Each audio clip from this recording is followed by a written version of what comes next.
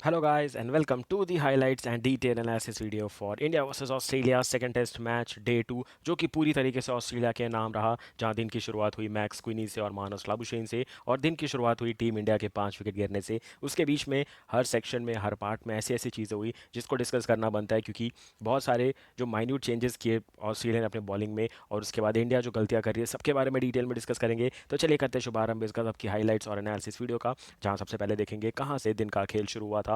Playing 11 हमें पता है तो इसको स्किप करते हैं। बढ़ते हैं हमारे दिन के खेल की शुरुआत की कहाँ हुई थी। तो जब कल का दिन का खेल खत्म हुआ था तो ऑस्ट्रेलिया था 85 पे for the loss of only 1 wicket, जहां उस्मान ख्वाजा आउट हुए थे।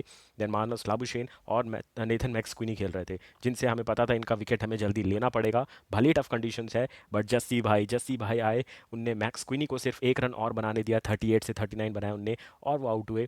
और वो बहुत अच्छी बॉल अंदर की तरफ आई थी और उसके बाद स्टीव स्मिथ आए बैटिंग करने के लिए, जिनसे बहुत ज़्यादा उम्मीद है इस बॉर्डर गावस्कर ट्रॉफी में, क्योंकि उनको ऑस्ट्रेलियन मीडिया ने बहुत ट्रोल किया है, इनको और पैट कमिंस को, क्योंकि इनका परफॉर्मेंस आ नहीं रहा है और इनके जगह कोई रिप्लेसमेंट भी नहीं आ रहा है। तो बहुत दिनों से ट्रोल हो रहे हैं ये, तो इनको भी अच्छी पारी खेलनी है। एक बड़ी पारी इनकी बहुत टाइम से ड्यू है, बट जसप्रीत बुमराह ने बोला मैं नहीं बनाने दूंगा। तीसरी बार लगातार सिंगल डिजिट स्कोर पे आउट किया स्टीव स्मिथ को। वो लेग साइड में पूरा सेटअप लगाया हुआ था कि आपको मैं एलबीडब्ल्यू आउट करूंगा, या फिर अगर आप फ्लिक खेलोगे तो मैंने फील्डर पूरी लेग साइड की फील्ड लगाई है, क्योंकि स्टीव स्मिथ अपने स्टार्टिंग के 10-15 रन लेग साइड में बनाते हैं। उनको स्टार्टिंग में ड्राइव मारना इतना पसंद नहीं है, तो वही सेटअप रखा था। बट स्टीव स्मिथ वहाँ की बॉल से बचते बचते एक लेग साइड की बॉल को हल्का सा एज लगा गया, जो कि पंत ने बहुत अच्छा डाइव मार के कैच लिया और वहाँ पे स्टीव स्मिथ का विकेट मिला। तो यहाँ से उम्मीदें बढ़ गई थी, क्योंकि मानस लाबुशेन एक तरफ पे टिके हुए थे और सामने से ट्रेविस हेड आ गए थे, और ये दोनों ऐसी जोड़ी थी जिनने हमें हर बार तंग किया है। मानस लाबुशेन वैसे ही बहुत इरिटेटिंग है, हम सभी जानते हैं। उनने एक अर्धशतकीय पारी खेलने का पूरा मूड बना लिया था, बहुत अच्छी बॉल डाल रहे थे हमारे बॉलर्स। बट एक चीज़ का मेरे को पहले दिन से ही वो था दिक्कत, कि हम लोग बॉल खिला नहीं रहे। हमारी बॉल 6 या 7 स्टंप पे खत्म हो रही है। फिर बट सेकंड डे पे जो इंप्रूवमेंट था वो यही था कि हम चौथी पांचवें विकेट पे शिफ्ट हुए और हमारी एक्यूरेसी बढ़ गई थी, जहां सिराज और बुमराह ने एक लाइन पकड़ के बॉलिंग की, जो कि बहुत अच्छी बॉलिंग की दोनों तरफ से। उसके बाद क्या होना था, उसके बाद जैसे ही स्टीव स्मिथ आउट हुए इंडिया को बहुत खुशी हुई। और उसके बाद देखिए बहुत ही ज़्यादा तगड़े स्टैट्स शेयर हो रहे हैं, क्योंकि अभी जो फैब फोर है हमारे सबके सब करंट क्रिकेट खेल रहे हैं और सबके टेस्ट मैचेस चल रहे हैं। तो शुरुआत हुई इंग्लैंड से, जहां जो रूट 3 रन पर आउट हुए। उसके बाद केन विलियमसन 37 पे आउट हुए in the same test match. Virat Kohli पहली पारी में 7 रन पर आउट हुए थे, और ऑस्ट्रेलिया की पहली पारी में 2 रन पे आउट हुए स्टीव स्मिथ। तो फैब फोर पूरी तरीके से आउट ऑफ फॉर्म नजर आया इस टेस्ट मैच में। और 6 दिसंबर से जो टेस्ट मैच शुरू हुआ है, अभी तो इंडिया ऑस्ट्रेलिया का एडिलेड टेस्ट चल रहा है, और parallelly England versus New Zealand Wellington second test match चल रहा है, जहां पे न्यूजीलैंड वो टेस्ट मैच लगभग हारने वाला है, क्योंकि 550 प्लस के वहाँ पे लीड ले चुका है इंग्लैंड की टीम। तो यहाँ पे एक सबसे अच्छा अपॉर्चुनिटी थी कि फटाफट से ट्रेविस हेड और लाबुशेन का विकेट लेना, जो कि नहीं हो पाया। 50 तक पहुंचे मानस लाबुशेन, और इनको भी रिपोर्टर्स ने बहुत ट्रोल किया था कि भले ये स्टीव्स में जैसा खेलते हैं, बट इनका रिप्लेसमेंट ढूंढना शुरू कर दो। इनकी एवरेज, इनके स्टैट्स, इनके शॉट सिलेक्शंस पे बहुत सारे सवाल उठ रहे थे, बट इन्हें उनकी थोड़ी बहुत बोलती बंद कर दी है आफ्टर हिटिंग दिस 50। बहुत अच्छी 64 की पारी खेली, बट उसके बाद Nitish Kumar Reddy as a one change bowler आए थे, वो इनका विकेट लेकर के जाते हैं, और फिर से वहाँ से एक विंडो ऑफ अपॉर्चुनिटी खुलती है कि टीम इंडिया रैप अप कर सकती है ऑस्ट्रेलिया को, क्योंकि इस टाइम तक भी ज़्यादा रन नहीं बने थे ऑस्ट्रेलिया के। लगभग 20-30 रन अभी भी बचे थे लीड उतारने में। तो अगर वहाँ पे मिचेल मार्श और ट्रेविस हेड का विकेट जल्दी मिल गया होता तो टीम इंडिया ना ज़्यादा लीड कंसीड करती और ये ना लीड इतनी बड़ी जाती। बट हमने क्या सोचा था, हमने जो सोचा था वैसा कभी नहीं होता, क्योंकि हमारा सबसे बड़ा सिर दर्द सामने था, जो कि है Travis head and Mitchell Marsh, जो कि दोनों हार्ड हिटिंग प्लेयर है। मतलब ये लोग खेलते हैं तो इनका बैट तेज चलता है, बट उसी टाइम पे एक और कंट्रोवर्शियल कॉल आया था। मैं ये नहीं बोलूँगा डिसीजन, एक बहुत गलत कंट्रोवर्शियल कमेंट किया था, एक स्टेटमेंट बोली थी थर्ड अंपायर ने, जो कि बहुत बड़ी कंट्रोवर्सी बनी। जो कि था कि यहाँ पे मिचेल मार्श एलबीडब्ल्यू की अपील हुई थी, मिचेल मार्श को नॉट आउट दिया था यहाँ पे अंपायर ने, ग्राउंड अंपायर ने, और थर्ड अंपायर ने बहुत ही फटाफट से, पता नहीं क्यों इतनी हड़बड़ी थी, बोल दिया not out, no conclusive evidence. Conclusive evidence का मतलब क्या होता है, आपके पास 360 डिग्री कैमरास होते हैं, आपके पास कंक्लूसिव एविडेंस नहीं है तो किसी के पास नहीं हो सकते। तो आपके पास जितने रिसोर्स हैं उनको तो पहले यूज़ कर लो, फिर कंक्लूसिव एविडेंस पे जाओ। हमारे कैमरामैन ने और कॉमेंटेटर्स ने 5 मिनट के अंदर अंदर पकड़ लिया कि भाई ये पहले पैड पे लगाए फिर बैट पे लगाए, तो इतना तो कंक्लूसिव था कि पैड फर्स्ट है। भले ही उसकी बात की बात बाद में आती है कि जो इम्पैक्ट है वो ऑफ साइड ऑफ था, तो अंपायर्स कॉल पर नॉट आउट रहता, वो बात सबको पता है कि ये नॉट आउट थे। बट कंक्लूसिव एविडेंस बोलना, ये बात बहुत बड़ी स्टेटमेंट बन चुकी है और कंट्रोवर्शियल डिसीजन हो गया है। क्यों? क्योंकि फर्स्ट टेस्ट मैच की फर्स्ट पारी में पर्थ टेस्ट में केएल राहुल को भी ऐसी ही ऑन फील्ड अंपायर का डिसीजन पलटा गया था। तो वहाँ कौन सा कंक्लूसिव एविडेंस था जो पलटा गया था? तो सेम विराट कोहली ने जाके अंपायर को भी बोला, और ये बनता भी है बोलना, क्योंकि अंपायर्स को भी याद दिलाना ज़रूरी है कि क्रिकेट वो चला रहे हैं। ये वापस से 2007-2008 वाली स्टीव बकनर वाली सीरीज़ नहीं होनी चाहिए, जहाँ पे एक टीम पूरी जान लगा के खेल रही है और दूसरी टीम में 11 प्लेयर भी हैं और अंपायर भी उनको सपोर्ट कर रहे हैं। ऐसी सीरीज़ बिल्कुल नहीं होनी चाहिए। स्टीव बकनर वाला सबको याद है, वो ना थर्ड अंपायर पे जाते थे, नॉट आउट का आउट देते थे इंडिया के लिए, और Andrew Symonds, Adam Gilchrist, Ricky Ponting ये सब आउट होते थे फिर भी आउट नहीं देते थे। तो वैसी अंपायरिंग यहाँ इस साल बॉर्डर गावस्कर ट्रॉफी में हम बिल्कुल भी नहीं चाहते, क्योंकि सामने विराट कोहली है, वो पलटवार कर देंगे, जवाब दे देंगे, और बहुत कुछ हो सकता है सीरीज़ में अगर स्टीव बकनर के लेवल की अंपायरिंग होनी शुरू हो गई तो वो भी देखना इंटरेस्टिंग रहेगा। उसके बाद क्या हुआ, ज़्यादा टाइम नहीं लगा, मिचेल मार्श को एक बहुत अच्छी ऑफ स्पिन की बॉल डाली अश्विन ने, जो कि स्ट्रेटर वन थी, मतलब थोड़ी सी ग्रिप होके आई, बस थोड़ी पेस कम रखी थी, अच्छे ड्रिफ्ट हुई वो बॉल, बॉल सीधी रह गई थी। अश्विन अपील कर रहे थे एलबीडब्ल्यू की, बट वो आउटसाइड एज लेके गई थी, पंत ने अपील की थी और वो कॉट बिहाइंड की अपील में विकेट मिला है मिचेल मार्श का, जो कि 208 के स्कोर पे आउट हुए थे। ऑलरेडी ऑस्ट्रेलिया 28 रन की लीड तब तक ले चुका था और इंडिया था कि 100 के अंदर की लीड रोकनी है, बट ट्रेविस हेड आए और उनका जो फियरलेस अप्रोच है ना, उससे वो लकी भी साबित हुए। मतलब उन्होंने अपने शॉट्स खेलने शुरू कर दिए थे, 12 से 15 ओवर्स बचे थे नई बॉल आने के लिए, तो इनको पता था ये बहुत अच्छा टाइम है कि अब इनके मेन बॉलर्स नहीं आएंगे। इंडिया अपने मेन बॉलर्स को बचा के रख रहा था कि वो न्यू बॉल से डालने आने वाले हैं।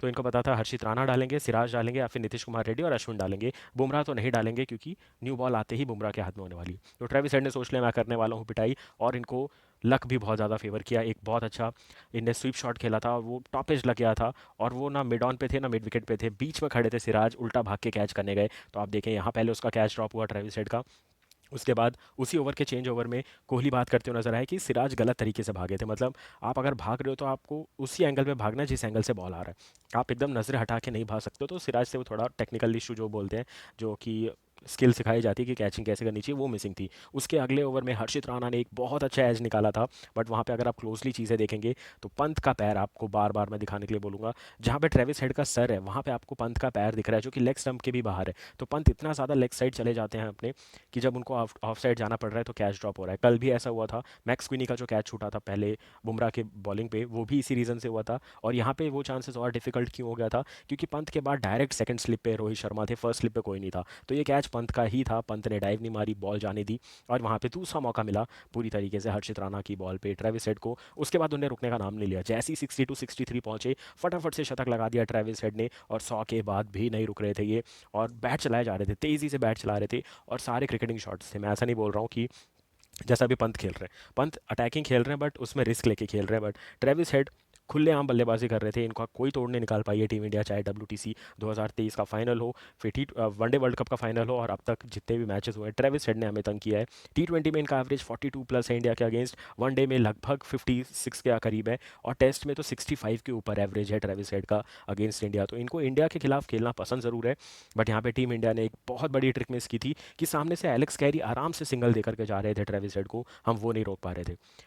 एलेक्स कैरी का काम ही वही था, टैप करो, सिंगल लो, लाओ ट्रेविस हेड को स्ट्राइक पे, और वो पिटाई करेंगे। तो ये होने दिया हमने, ये भी हमारी बहुत बड़ी गलती थी, हमारे बॉलर्स फील्डर्स और कैप्टनसी में भी थोड़ी बहुत चूक थी।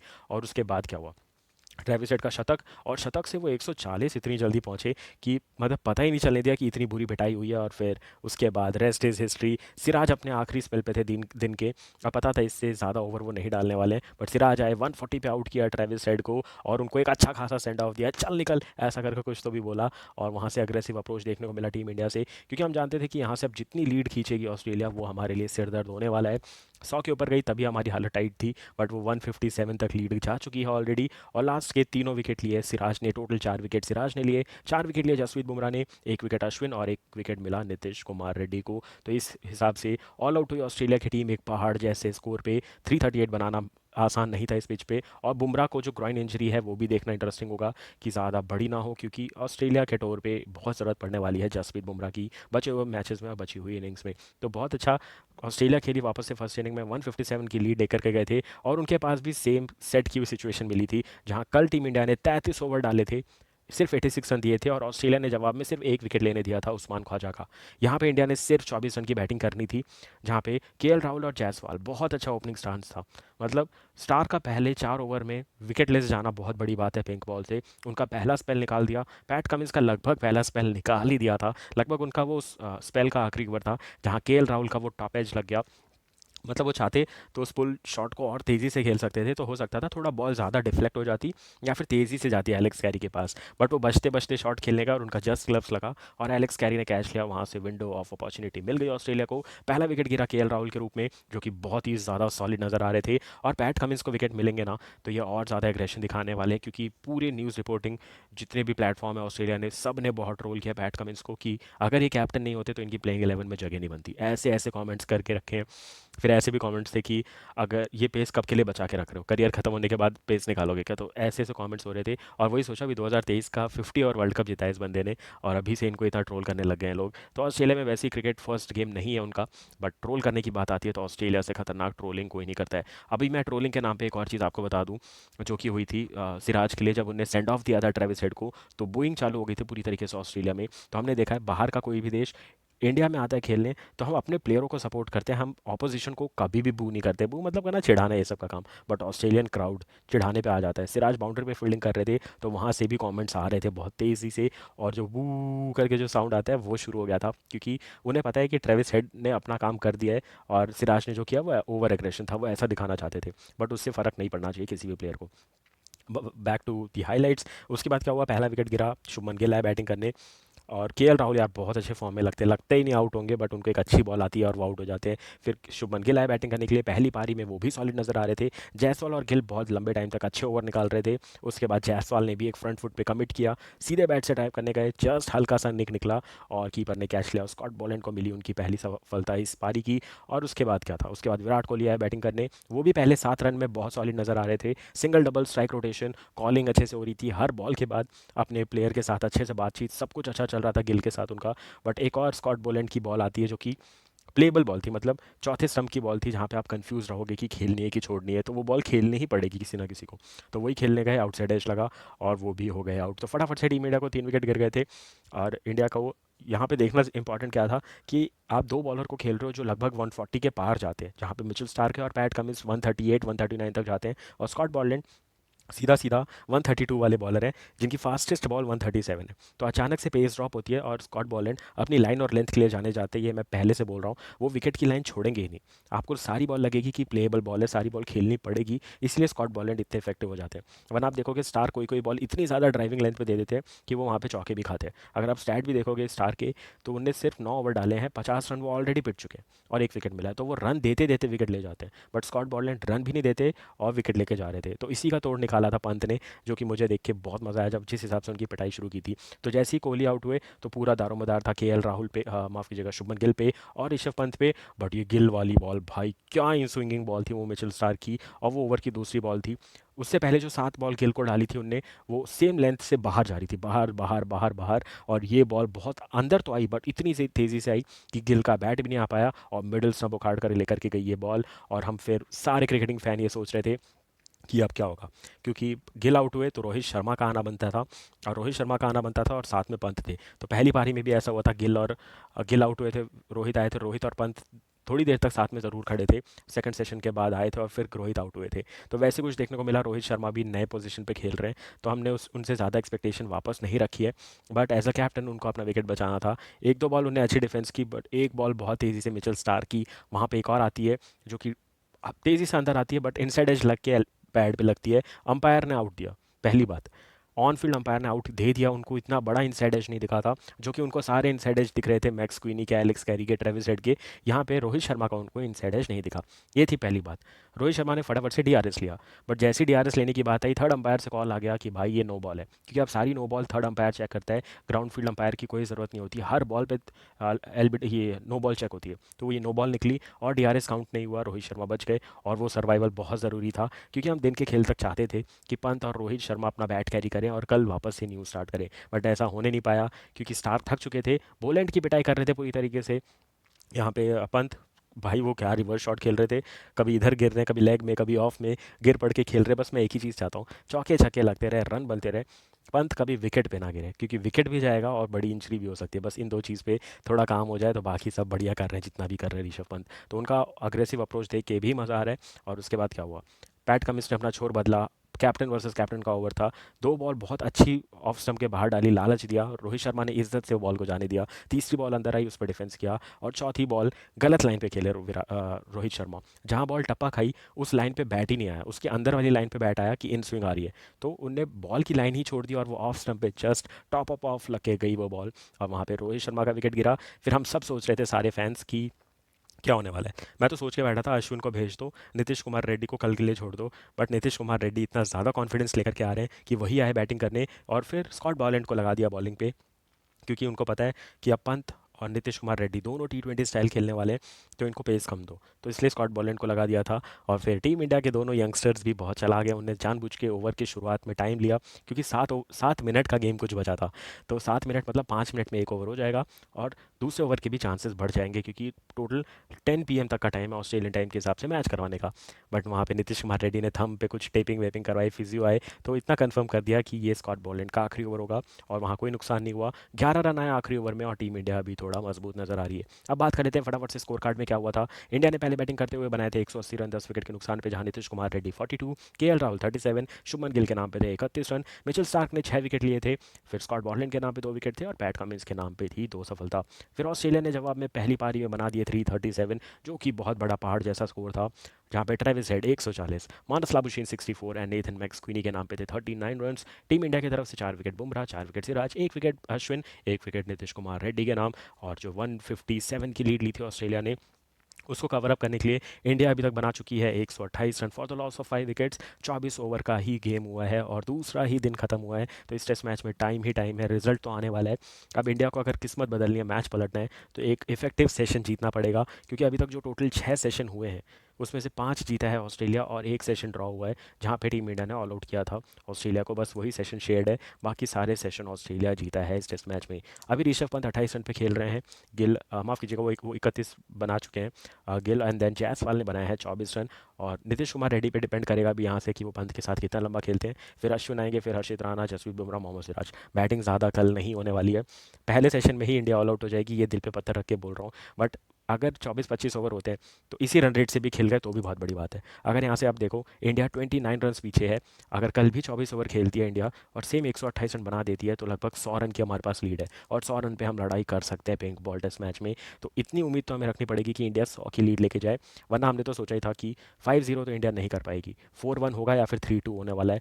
ऐसा तो नहीं होगा कि आप किसी देश में जाके उनको वाइट वॉश करके आ जाओ। तो ऑस्ट्रेलिया अपने देश में खेल रहा है, उनकी भी इज्जत दाव पे है, वो भी अच्छा क्रिकेट खेलेंगे, ये भी चीज़ याद रखो। ऐसा नहीं होगा कि इंडिया ही हर जगह अच्छा खेलेगा, ऑस्ट्रेलिया कमबैक करेगा। उनको बहुत ज़्यादा ट्रोलिंग की गई है, उनने लास्ट टेस्ट मैच मार्च में खेला था, उस पर भी बवाल उठ रहा है कि आपने BGT से पहले टेस्ट मैच नहीं खेले, बिना प्रैक्टिस के ऑस्ट्रेलिया आ गई है। तो उनको भी अपनी नाक और साख बचाने के लिए इस टेस्ट मैच में पूरी जान लगानी है, जो कि वो लगाते हुए दिख रहे हैं। वो भी टीम क्रिकेट खेलने आई है, ये बात भी याद रखिएगा।